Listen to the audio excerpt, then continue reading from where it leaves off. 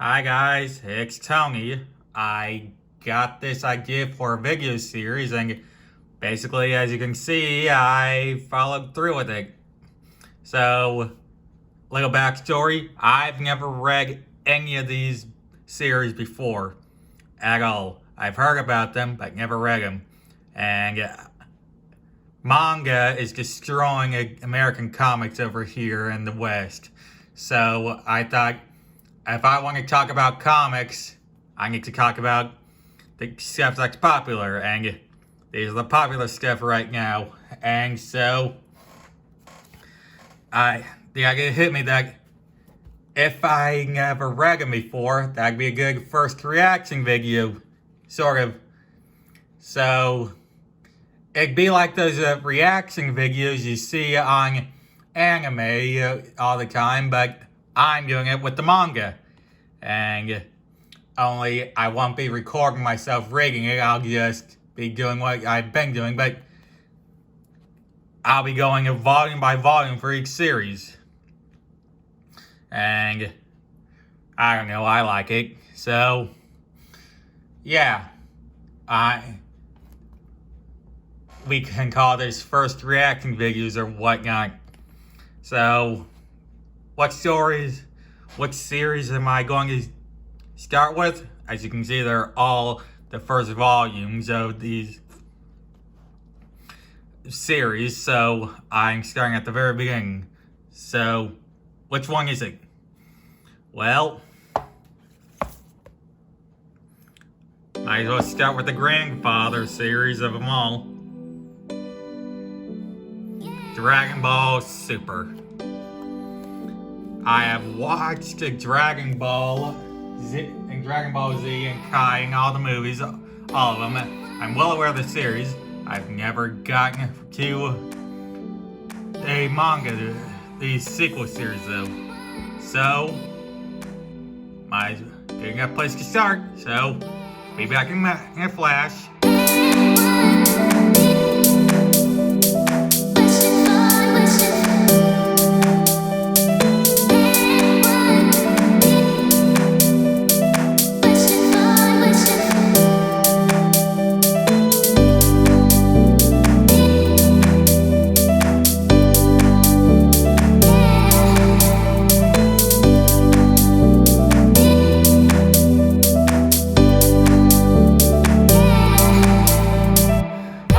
Idea for this series was to review both these movies before reviewing the manga, but Chris Sabat is a cue-balled asshole, and I don't want to deal with him anymore. He'd most definitely flag me for using Funimation footage, so screw it, I'm not doing it.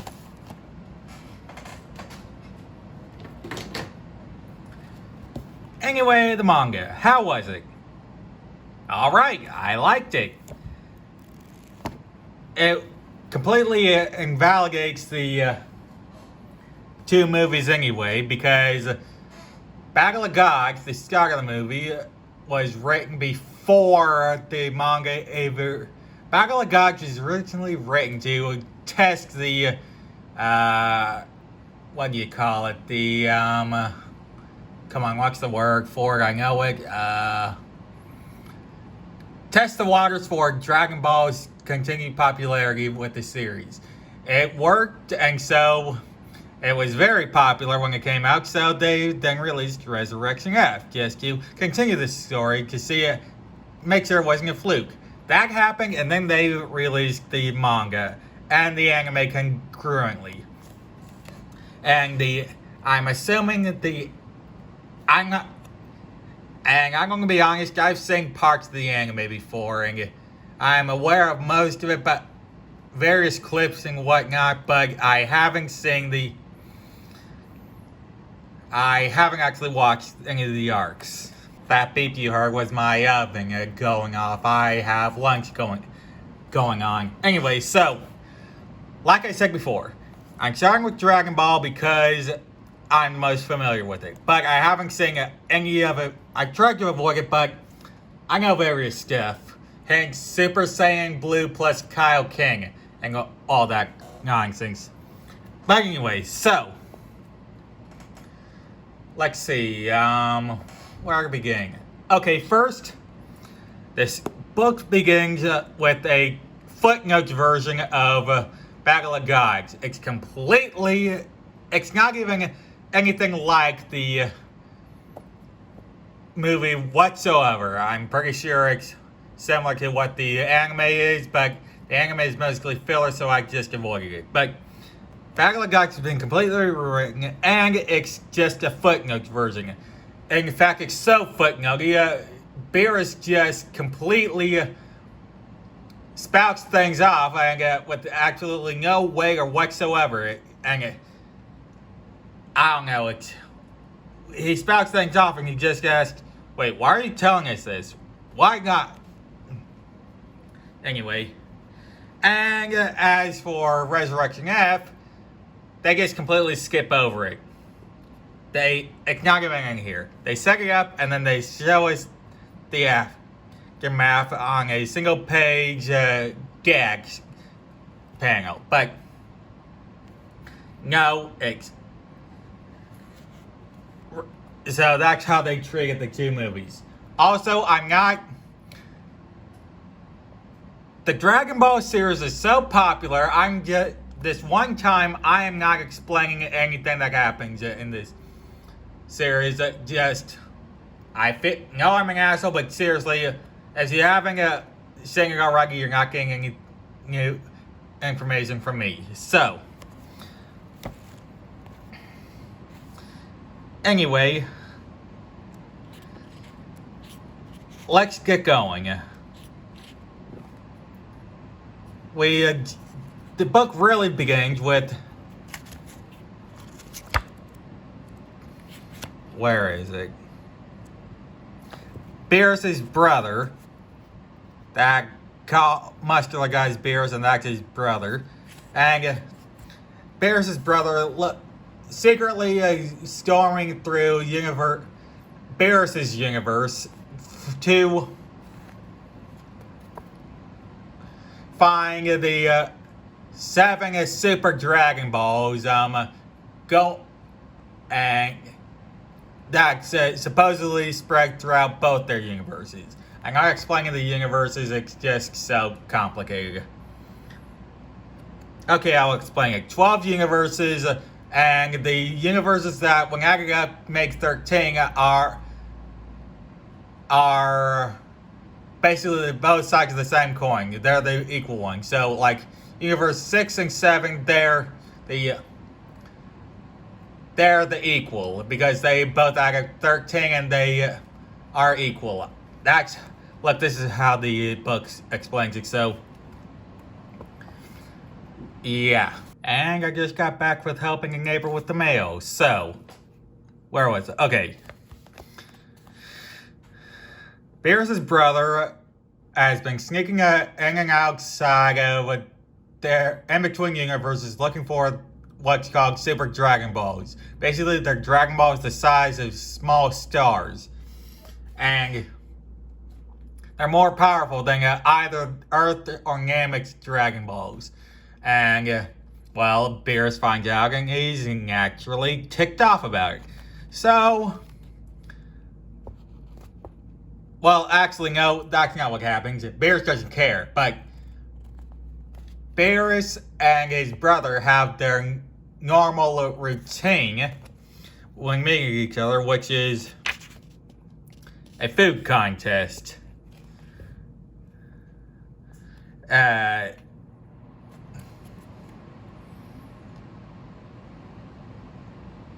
both of you are so proud about your universe's food, why don't you just settle things with food fights from now on? Agreed. And, yep, right there. So, they settled with food fights. They have their food fights every time they meet, and Beerus beats his brother brings in a high quality, rare delicacy, bird egg, and Beerus just brings cup noodle. And somehow Beerus wins against a rare bird egg because apparently Earth's food is so good. Cup noodle sucks, but cup noodle does not suck, but Kakariko does not beat a rare bird egg. I don't know. So frustrated, frustrated in his loss, Beers' brother sets up a tournament between the two universes because he wants to switch at Earth because Earth's food is. Beerus shows his brother Earth's food is so much better, and Beerus' brother immediately has his team search for Earth, and they have an Earth, which of course they do, but a war in their universe causes all of humanity to go extinct, and so Beerus' brother wants to switch Earth with the Dragon Balls he's been collecting. He has 6 of them. He needs the last one to find. And Beerus finds out, he's pissed for about a minute or so, and then he doesn't care anymore. And then, but anyway, Beerus' brother offers up a tournament between the two, an actual fighting tournament, like a Universal Martial Arts tournament. 5 of the best warriors from Beerus' universe and 5 of the best warriors from his brother's universe. So let's see what happens. Naturally, Goku and Vegeta are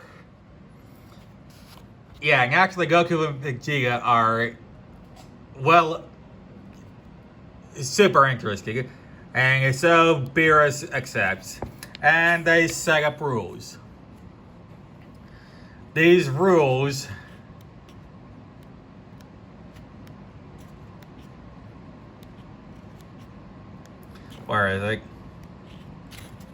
These rules involve a literal logic test because Vegeta does not want some mindless superpowered thing running around and causing trouble that they cannot control. So the 5 warriors. So of the 5 warriors that are picked, Goku actually picks Majin Buu, who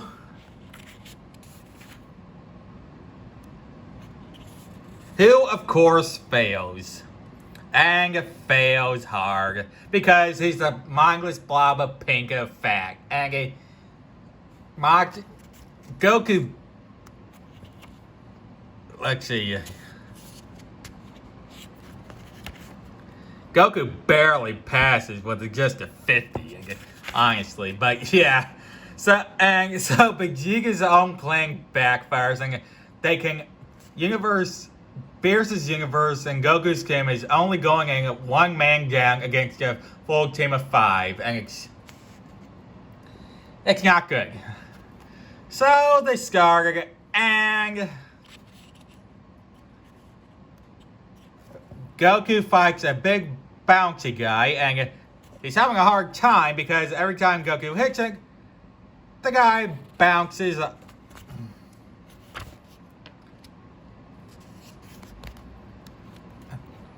Every time Goku hits it, the guy bounces back and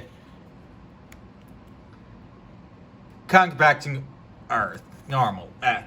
He's using his own momentum and natural bounciness to absorb all of Goku's attacks, causing Goku to tire out and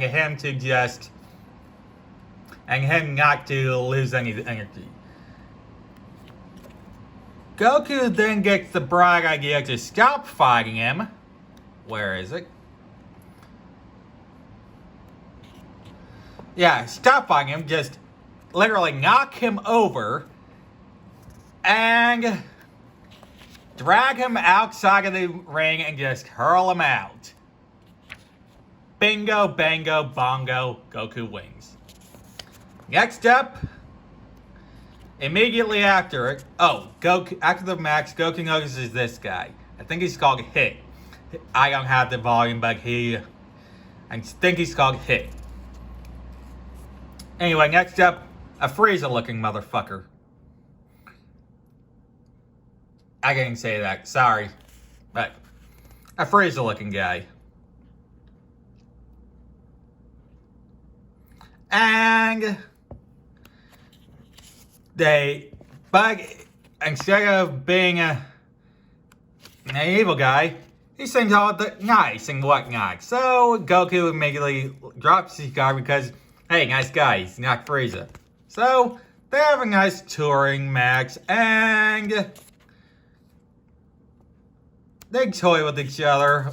Nice fighting and whatnot.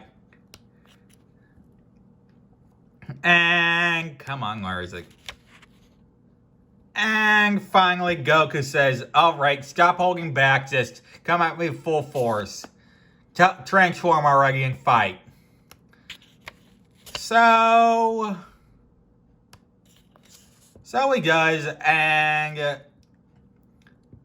Goku just ends up beating him again because, of course, it's Goku and it's Frieza, and he's stronger than this form.